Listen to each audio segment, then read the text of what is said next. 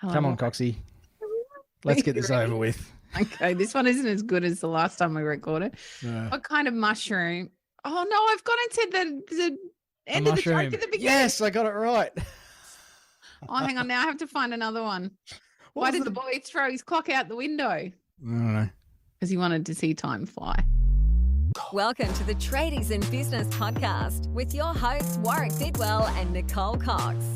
Divert your phone and grab a brew as Waz and Nick unpack tips, tales, secrets and stuff-ups from guests both inside and outside your trade, helping educate and inspire you to break the cycle of gut-busting and money stress and create a true trade business. Boom, boom. I want to know what the mushroom one was. Oh, what kind of room doesn't have doors? I let myself down big time. Actually, there's a good segue there, Coxie, because I reckon you're going to feel like a bit of a mushroom today. I think I will feel very much like a mushroom. But maybe this will raise my cool mum status just kind of a little bit. You can tell all the young people you know that you chatted with Mike Ross. Yes, I can. Except they're going to think of a different Mike Ross. Mike, welcome to the podcast. Yeah, thanks for having me, guys. It's our pleasure, mate. Well, it's my pleasure. Coxie doesn't know what we're even talking about today. I don't know. She'll pick it up. Yeah. We're talking about electrician salaries and mountain bikes. There you go. Mike, you recently won a Crankworx gold medal, which now I know what that means because I'm a mountain bike tragic. And I can have a punt to this one. Oh, okay. Doesn't a bike have a crank? Yeah. There you go. Hello. I know about Yeah. biking. It does. Well done, There you go. Coxie. I'm gonna make Nicole watch one of the Crankworx events so she For knows. sure. Actually, you should have watched this, Coxie, because Mike does some mad stuff on a push bike. Absolutely mad I'd stuff. just have a heart. I'd put my mum hat on and be worried about you hurting yourself, Mike. I wouldn't like at all. It looks like we're just throwing ourselves around, but I think once you see it and you see how calculated we really are, it's not too bad. And I think my mum would be one to back that up. Like she trusts my riding and the way I think about stuff. And so I think once you sort of figure it out and know that we're not actually just going for broke, then well, there's a bit of crazy still in there. Don't worry about that. But it's a lot more calculated than what it just looks like on TV. That's for sure. I'm pleased to hear it. Somebody needs to tell Warwick about this, and if you don't out yourself, I'm going to.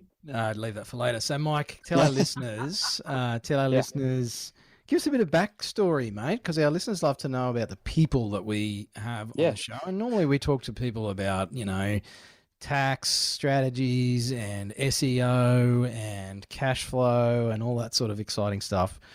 And I'm just stoked that we get to talk about something that I'm actually passionate about, which is mountain bikes. But give our listeners a bit of backstory, mate, so they know who we're chatting with today. I guess I'll just start from when I finished school. So I did my year 12 and just went straight into my trade of electrical trade, basically. And the reason for just going straight into work is so that I could have money to fund my riding and my riding career. And it's taken 10 years of hard work and heaps of Saturdays and Sundays and all that overtime and to get to the point where I'm at now, and where just recently this year I've been able to quit my job and all my sponsors have seen my potential and have come on board to sort of help me out. I've finally living that young boy's dream of not working and riding to live, basically. It's been an amazing journey. Pretty incredible. It's the epitome of the lifetime to become an overnight success. Yeah, isn't it? Thing that people talk about, because I think you've recently turned 30, mate, or you're there or thereabouts, Mike? Yeah, last year, Yep. So, 10 years to get to this stage, and you were riding like when did you actually start this passion for bikes? When did that start for you? I probably started before I even knew. So my mum and dad are also in the trade industry, and they have their own businesses and stuff like that as well. And I used to get dropped off to a friend of ours, and I used to ride my little plastic tricycle like down some stairs. Like you were one of those kids. Yeah, like 2-3 years old. Like I just crash down these stairs, pick it up, walk back, and then just do it again. Like so I think I've always had a passion for bike riding, but yeah, I've done it pretty much my whole life. Yeah, wow. That's a long time to stick at one thing. Yeah, well, it's what I love most in this world, basically, and yeah, that's why I'm still doing it. I just have a ball doing it, and yeah, it gives me life. So how on earth do you balance that with electrical? Like they're worlds apart in my mind, at least. Yeah, it's since stopping working and riding at this level and doing the amount of training that I'm doing now, I don't know how I did it before. Like I have no idea how I fit in 40 plus hours a week plus another 40 plus hours a week of riding and training on top of that. Like it's kind of insane, but I see it in a lot of my mates. They're sort of young, going through their apprenticeships and stuff too, and they're like, oh, it's so hard, it's so hard, it's so hard. I'm like, yeah, it sucks. Like it's the worst, but like you gotta want it. Like, and I think it comes down to how much you're willing to do. Like I put my whole life savings and all of my long service and everything I had into last year so that I could get overseas and live basically the life that I want to live. And I was lucky, or not lucky, but I worked hard enough that I was able to get some really nice positive results. And from there this year, I've been able to, transfer that sacrifice into, living what I think any young person would love to do. Hey, it's not just for young people that dream about it, mate. I'd love to be a professional mountain bike rider. Yeah, I shouldn't say everybody's dream, really. Like, you know what I'm saying? Do what you love. Mike, how come last year was the year? Like, what made that the pinnacle time for you to throw it all in and give it a crack? Yeah, well, the year before was the COVID years, I guess you would say. Yeah. And that was very challenging for a lot of people, especially myself, who always traveled overseas constantly for competitions and stuff. So it was the first year that I was able to get back to these events that I was starting to do before that. But it was also the year that my long service became available. So I had that nice chunk of money, like boosting my my savings that I had already, that gave me the opportunity to have that much time off and to get it done, really. Cool. I imagine it must take feels like a really dumb thing to say, and it's true. I think it deserves pointing out the amount of discipline that it would take to complete your apprenticeship and be training 40 odd hours a week so that you can create this result is quite sensational. Is that something that you have always had, or something your parents instilled in you, or how did that happen for you?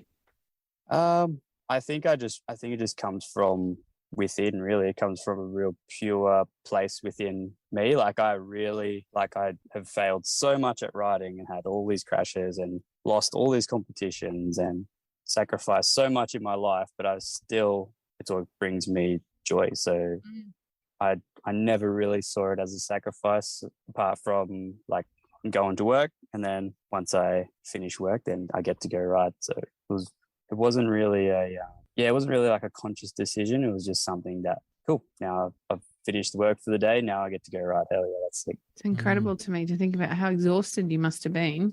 Yeah. Ride. It's incredible. Yeah, it was tough. It was, I definitely wouldn't say it was easy. It is hard. Yep. And I think the reason why you keep going is because I love it so much, basically. Yeah. Mike, have you been with the same? I assume you're employed. Talking about long service. I don't know any small business owners that pay themselves long service leave. But were you with the same employer for that whole time? I was for the last 6 years. I was with a local electrical company, and then for the 4 or so years before that, I was with my old man's company. Yeah, cool. Yeah. How were they supportive of your time? Because it must, as an employer ourselves here, and working with small business owners, there surely must have been some concern from them about the risks to you. You come off your bike and you can't work, and they're down an employee, and all the stuff that goes along with that. Like, were there concerns there, and how did you manage that with your employer? It was really quite an organic relationship between the two. So we used to subcontract to the company that I ended up working for. So we already knew everybody within. So it was like quite an easy transition, and they already knew what I did outside of working. So as soon as I came over, I think maybe 2 or 3 weeks into starting, I needed to have a week off to go ride a show at the Formula One. And they were like, "Yeah, sweet as, all right, we'll see you in a week." I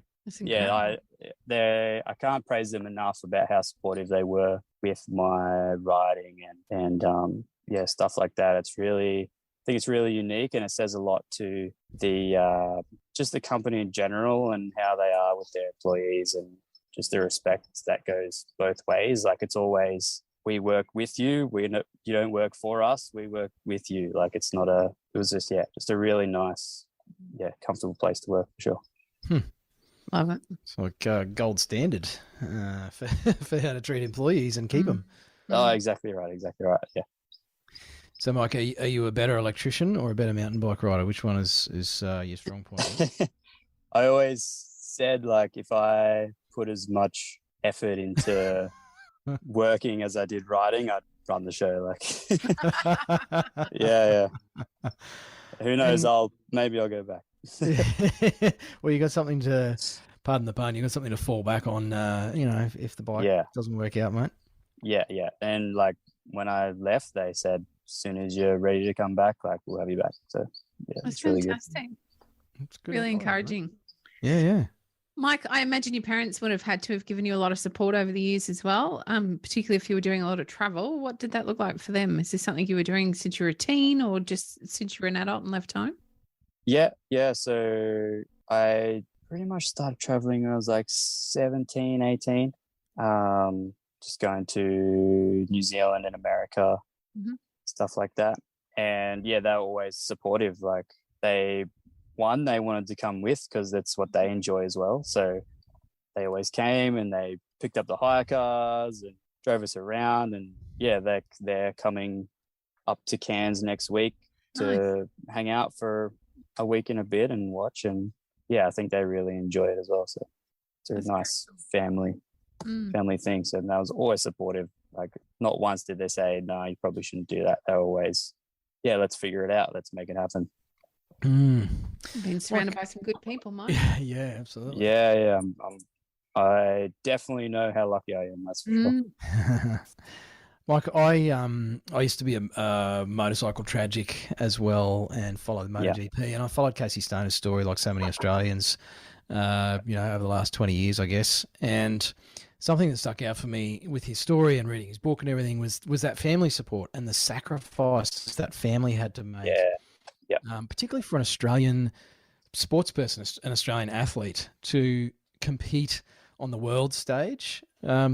Do you feel like Aussies are at a disadvantage, I guess? And is mountain biking a similar sort of thing? Is it hard because they're minority sports? They're not backed by the government. They don't get massive TV airtime. How have you guys found that?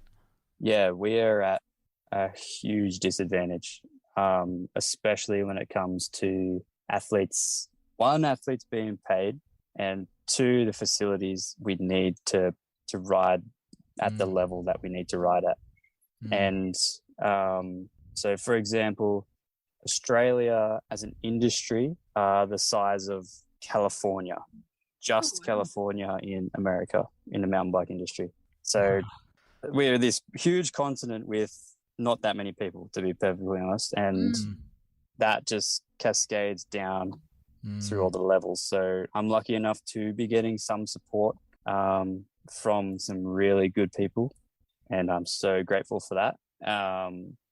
And recently we started a GoFundMe to just to help me finish this year, like get me through to the end of the season.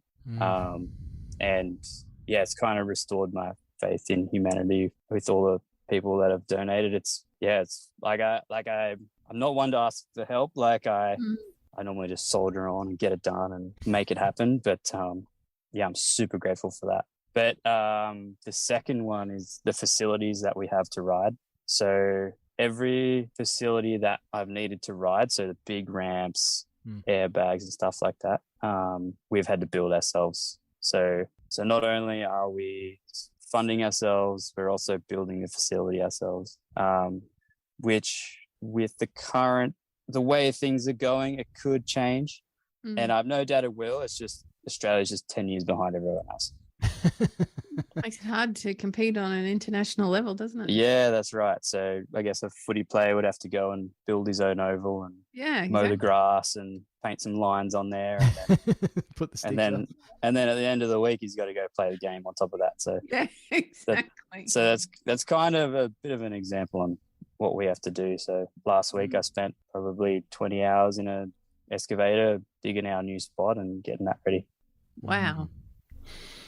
Mike, competing internationally, that's very expensive as well. It takes a lot of time. And I dare say, are you able to arrive early so that you can prepare with those tracks? So you understand, is tracks even the right word? Sorry if it's not. Yeah, that's fine. If you're able to prepare for the track, so because the little bit I've seen is it looks to me as an uninitiated person, there's a lot of the unknown on the track. And so you'd want to have spent some time getting familiar with the track before you get to ride. Is that something that happens, or is it blind the way that it looks? Yeah, so normally you get a few hours of practice beforehand. The speed and style, what I won gold in Rotorua, we had about 3-4-ish hours of practice before the event started. So it's not a lot of time. There's not a lot of time. Nothing. But yeah, I guess that's when the practice at home pays off. Yeah. You turn up ready to go and you tick your goals off and hope for the best. It's exhausting too. Like you're doing 3 to 4 hours of prep. If I take it back to football players, I've got 3 football players. They show up maybe 2 hours before the game. And a lot of it's like the mental stuff that they're doing with coaches and coaching staff. Yep. And then it's warming up. Warming up isn't for 2 to 3 hours on racing around a track to make sure I know what it looks like. And then they go out and play. Yep. So it's really different. Like they're even well supported in that area in terms of monitoring and managing their energy and their outputs. Yep. Whereas I imagine if you've only got 2 to 3 hours, to me, that doesn't feel like a lot. You'd be really having to push through on that course so that you can get a good feel and understanding for the course. I'm failing to see where the energy management comes into this for you to have enough downtime before then you have to race and perform to time. Yeah, exactly. It's definitely a difficult few hours, and you are literally running on adrenaline the whole time. And the event finishes and you fall over. Wow. I don't even know how you show up to work after that. Yeah. Well, I used to go to work to rest, but at least physically. Work was easier. Yeah. Is this an Olympic sport? No. So there's cross country, I think, is in the Olympics. Yeah, okay. I'm pretty sure. And BMX freestyle was in the Olympics just recently. So it's a freestyle aspect. So we have 2 jumps that we jump on, but you're also side by side with another competitor that's only a meter away, and then you go up these huge ramps and these huge jumps, and you're flipping and spinning right next to each other, landing side by side again, and then having to pedal around another bit of the course, do another jump with more insanity, and then somehow cross the line. But then you got to do that, swap sides. Oh, wow. So you do one on one side, one on the other side, swap sides, same again, And then if you win, you go through, and you do that over and over and over until you get through about 16 people. Holy moly. Yeah. Okay, I'm really glad as a mum that my kids never found this sport. I don't know if I've got the stamina or my heart would hold out as they're doing some of those things. It's incredible. Yeah, it's the more I talk to people about it and explain it, the more it's like, wow, that is actually quite a lot of effort for what we do. Yeah. The intensity levels would be off the charts, I imagine. Like the mental game to be backing up again and again on the same course, the same jumps, against different competitors each time, and particularly for the slope and style, like, because it's a race and you've got to throw down some cool tricks to get points. So you know, you're not just all out physicality in terms of fitness and being fast. Mm-hmm. You've also got to have a good repertoire and be thinking about what's going to pull the points from the judges. So like it's a pretty cool test, I think, of an athlete. How on earth do you train for something like that? Like how do you prepare for that sort of event? Yeah, I break it down into like two separate things. So I do like a lot of just the trick training, which basically is repetition. Mm-hmm. So last week we flew up to Brisbane to ride some private facilities that, again, other people have built themselves at their homes to ride. So we currently don't have one running in Canberra at the moment, but so we flew to Brizzy to go ride with our friends who have one up there. And yeah, the past week, I think I did the same trick probably like be close to 50 times, I think. So that's for that side of things. And then for the racing, it's like a lot of pump track, which is there's one right out my window just here. I just finished stuff at. So pump track, BMX track, we also been doing some like sprint training. So like you go to those cycle classes in the gyms or whatever, which you absolutely flog yourself on. I'm so glad they turned the lights off and you can't see anybody because can't see the red faces. oh man, I'm a mess every time. I can barely walk out of there. So yeah, love that sort of thing. Yeah. We do bike training at my Pilates studio, and I'd like not to vomit at the end of my I'm with you right there. Yeah. Horrible. That stuff is nasty. But I can see how necessary it would be for that quick turnaround. You know, you're constantly on for all of that time. Is there a break between the prep time and then the race time? Yeah, so normally we have like about an hour of practice on the day. So the training's split up between 2 days. So we have about a 3-hour block on one day, and then we get like another hour and a half on actual race day. Mm-hmm. And then you go through, not only you got to race, but you got to go through qualifying. So that's 2 runs down, tricks, speed, same thing. And then you go through round of 16, 8, 4, 3, and then if you're lucky enough, you go to the gold medal final. That's incredible. So yeah, and that's 2 times for each of those as well. So it's a lot of endurance. Yeah. It's the first round after training, so you get like about a half an hour break for the broadcast to do that. That is the hardest round because you cool down probably like 40, 50%. Then the first time out of the gate, your legs feel so slow. Yeah. And then after that, you're just on after that. So it kind of gets easier as you go.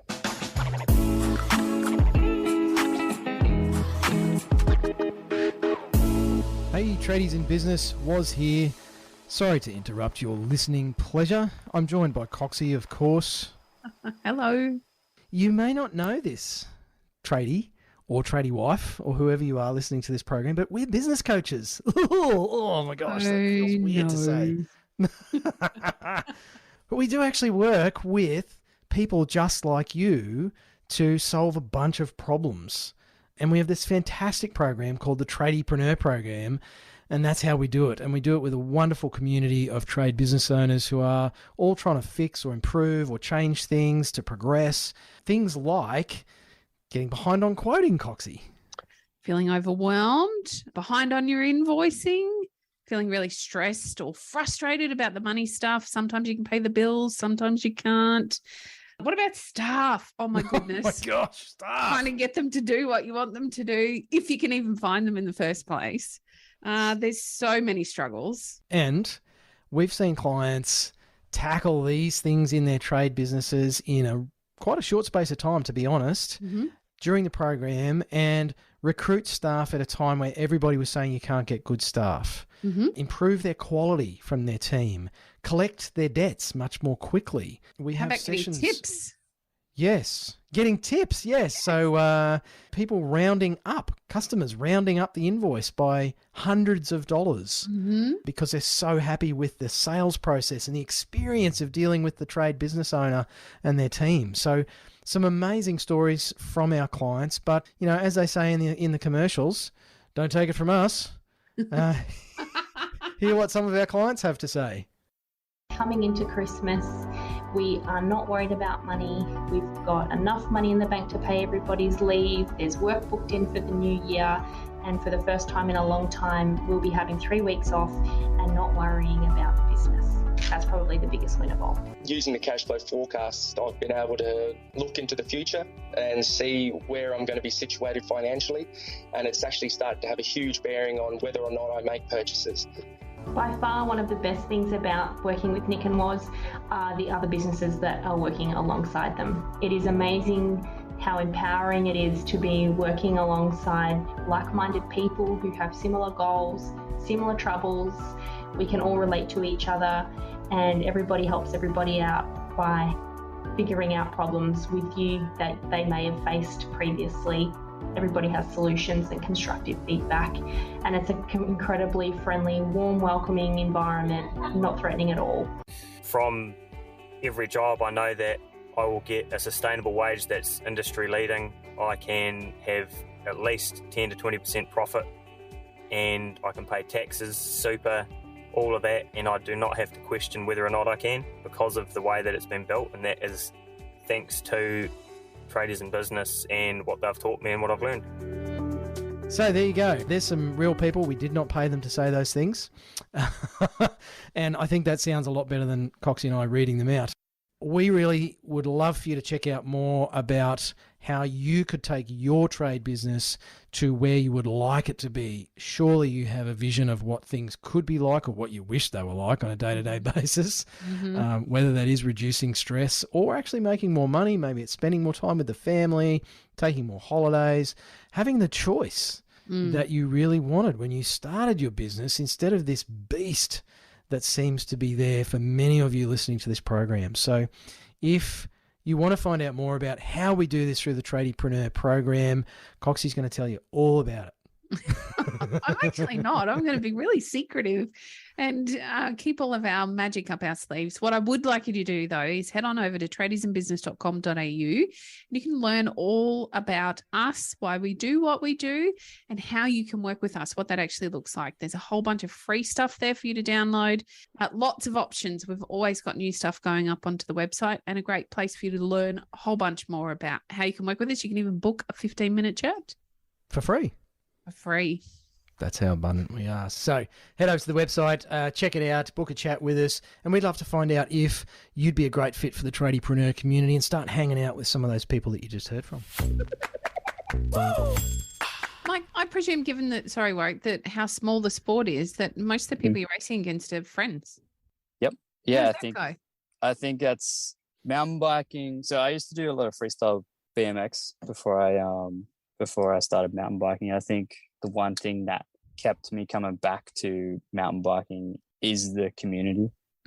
And we are all friends. And the biggest difference I can see between mountain biking and any other sport is that we're all friends. We all compete against each other, but we all want each other to do well. And I think there's not many sports in the world where that is the case. Like, if you watch a broadcast, I suggest you watch a broadcast because it's really good to see. You'll see every person that's on the outside of the ring, like watching, was probably riding the same event earlier, not on broadcast. So they were competing against everyone, and you'll see everybody all hugs, all happy, like we're just Cool. going into battle, and we made it out the other side, and everyone's happy for everybody. So It's really unique. I always laugh when I see Nikolai come out and just go absolutely psycho every time someone does a run. Exactly. And he just like epitomizes that support for everybody else. And sometimes I wonder, and maybe you can give us the inside running here, Mike. I watch some of those events and I think, you're all pro riders. Is this like reality TV where you're schooled up a bit and it's there's a bit of an expectation that you guys do that, or is that all legit? Is that all authentic? I honestly don't think that you could fake any of that. Like we're just kids riding bikes, like you know what I mean? Like good kids, yeah. Yeah, that's right. Getting paid to ride bikes. Yeah, we're not there to nobody's there to make $1 million. Like we're there to do our absolute best and have a ball doing it. And I think that just comes across so genuine, and especially Nikolai is very expressive with his with the way that he is. He's just so good for the sport. I'm excited that we're going to have Coxie Googling Nikolai Regac and Crankworx, and she's going to be watching slope style or something. Like, holy moly. I'm just not going to let any of my boys see this because I already have broken children. I don't need any more. You'll be in trouble. My 12-year-old daughter loves watching the Red Bull channel with me, and particularly the slope style. She's like, "Oh, can we watch the slope style?" And it's like, I'm not doing that stuff with you, kiddo. Mike, your journey sounds like maybe not a fairy tale, but it's probably pretty close. You've been riding bikes your whole life. It's your passion. You work to fund your riding. It all sounds really like pretty smooth. 10 years, all of a sudden you're an international gold medal winner at Crankworx. Have there been any times where it actually got, proper hard? I mean, it's hard training and it's hard balancing work. That's a bit of a grind, I guess, and that's about consistency and discipline over time. But has there been some proper hard times throughout that, or is it really just a piece of cake? I think the hardest it's been was when I bought my house. So obviously trying to juggle putting money to go travel and then trying to save for a house, which is excruciating, like especially when I'm so passionate about doing something way more fun than a mortgage. Yeah, exactly. Come on, mortgages are exciting. But they definitely get your heart going, I'll tell you that. But I think to put a silver lining on what was terrible for a lot of people was the travel restrictions that we had over the past couple of years. The money that I would have put into traveling, I used as a house deposit. So that sort of gives you an idea on how expensive that this sport can be. So I think the year after that was probably the hardest, but just trying to get that money back, knowing that the world is going to open up soon and I need to have this funding to go and do this again on top of paying off a house. And that was probably the hardest financially for sure. I think physically and like mentally is overcoming injuries. Really, like that's probably one of the hardest things and tough on a lot of people, not just yourself, like your support system and people looking after you and the stress that puts on other people as well. I think it takes a huge toll for sure. This has just opened the door for Coxie to get stuck in. You want to do it first? Do you want to do it first, or do you want me to do it? So I'm perfect just gonna, segue. How good am I? I'm just going to stand back from the microphone and Nick, just come at me. I'm not going to be mean because it looked like it really hurt. Actually, Warwick had a bit of a spill. So Warwick is I don't know what you call him, a hobby. Is that fair? I'm a social rider. I'm a weekend social hack. rider. Yeah, yes. Perfect. He might have had a bit of a nasty fall. I had a hugie. Sick. Hugie. Yeah. Overjumped a double and anyway, new helmet, new front wheel, bit of bark off. You were very sore. It was pretty nasty. Yeah, I'm still actually a bit sore from that. It was 3 weeks ago. But it's relevant what you say, Mike, because like for me, I love mountain biking and I understand your passion for it. I only found the sport a couple of years ago, so I'm only fresh. I rode moto, just social enduro moto for about 10 years before that. Absolutely loved that. But, life changed and stuff and got into mountain biking. I was like, oh, where has this been for the last 15 years? Yeah, exactly. And it's like, if I have spare time and the sun's out, or even if it's not down here in Tassie, but it's a bit cold and boggy, it's like, I want for a ride. This is the first thing I think of. Yeah. Other than my wife, of course, in case she listens to this episode. But I've been fortunate. You know, I've had some big offs in moto, and I've busted bones and had surgery and stuff. And in 2 odd years on the mountain bike, not really had anything big. And I rode with a mate who's particularly good at sucking everybody else in to ride way harder than their ability. Yep. And he's a horrible crasher, super fast. He's very competitive downhiller. And I went riding with him this day, and just, you know, the ambition exceeded the talent. And it wasn't so much for me, because I love mountain biking. I'm like, yeah, I just get back on the bike. You know, it's like, I'll spend the money, I fix the bike. My wife's amazing. Get a new lid. Can't wait to get back out. But it was the people around me. And so that's what I want to actually dig into a bit with you, Mike, because my wife was justifiably worried. And she works in healthcare as an occupational therapist. So she's seen how bad this can go. Yeah, it might be worse for you, actually. Yeah, I'm pushing it uphill. Yeah. And, you know, for my business partner and even my mum and family and friends, it looked pretty impressive. It was probably looking more impressive than the damage that I actually did to myself, because my head's pretty hard. But, like, what's been some of your big offs, and how has that impacted the people around you? Yeah, so I've been pretty lucky, really. Like, I haven't had that much, touch wood. So I guess it would be like, I broke my wrist last year, but that wasn't too bad. I say it wasn't too bad. I fractured my scaphoid and had to get a pin and stuff and all that put in. Like, yuck. Like, my version of not too bad is not really the same as someone else's not too bad. You know what I'm saying? Someone else breaks their thumb, and that's like, oh, that's not too bad. You're like, I probably wouldn't have. Sometimes I hop in the shower and I'm like, what the hell? Why does that hurt? And I'm like, oh, yep, it's another graze. You know? Wait till you're my age, dude. Yeah. Every now and then I feel like I'm 30, but yeah, so far so good. But I guess my most life-threatening one, I guess, let's to go with that, would be when I ruptured my spleen. So it was probably 2009.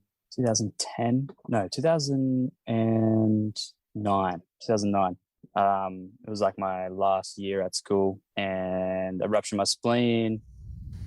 Didn't know it at the time, so I just went up this ramp, fell from probably about 9 foot down onto like flat concrete at the skate park. I like split my chin open and like chipped a tooth, but then had this like real gnarly, like the worst stomach ache you've ever had, basically. I bet. And we went to the hospital. The hospital, they were like, oh no, it's just like bruised kidneys. Sent me home for the weekend. I spent the weekend on the couch. Like, got up, went to the toilet, walked back to the couch, laid back down, passed out. I bet you did. Mum, obviously, I was like, this is not right. We went and got our own scans done, CT, and before I was even out of the CT tube thing, they were like on the phone to the hospital. I told Mum, like, chuck him in the car, don't stop for red lights, don't stop for anything, don't stop at the servo, get fuel, just go straight to emergency. They're waiting for you. Like, and my abdomen was like 50% filled with blood. Like, and it was pretty insane time. And it wasn't really until after it was all over that we realized how life-threatening that it really was. And I think without like my mum and my dad, and that, like, mum didn't leave my side the whole time, and obviously dad's holding down the fort at home with my sister and still going to work, and mum was remote working as well. She had a laptop in the hospital, boom, still working as well. And I think kind of just proves like how hard we work as a family to do whatever it takes to do what we love, basically. And there wasn't any question about me riding again either. Like, as soon as I was able to ride again, they were all for it. There wasn't any doubt in their mind that I was able to do that again. There you go, Coxie. So you can take a leaf out of Mike's mum's book and just ignore the photos of the blood and everything that I showed you. It's all okay. I must admit, so as I referenced earlier, I've got 3 boys. They all played a lot of footy, rugby league and rugby. And one of the boys was particularly, still is, full on, just like a bull at a gate at every opportunity. And that has meant he's had 9 broken bones. Not all through playing football, but mostly I think 7 were through football. And I can't remember a time I'd be nervous and it would make me sick to watch him play because I'd be worried that he would break another. But there was never a question of him not playing just the same because he was passionate about it. So I think I understand where your mum must be coming from. Yep. Yeah, it's horrible to see your kids in pain and you'll do anything to prevent it. And if they're passionate about it, they really love it and they're good at it, I don't think you can get in the way. Yeah, that's right. And I think that a lot of people need to take a step back from their busy lives and just really think about what they enjoy and try and work towards doing that more often. As hard as that is, you probably got to, let's not get takeaway every weekend. Like, let's save that $50 and put that into going to the racetrack. Like, take one thing and move it towards a positive point in your life and just enjoy living. Like, hell, we ain't gonna live forever, so go for it. Love it. Mike, I want to ask just briefly about future, and I'm probably going to sound like an old dad here. It's like, that's all well and good. You're pursuing your passion. You've left your trade. You're investing everything you've got financially and physically into your sport. Yeah. What does the future hold for you?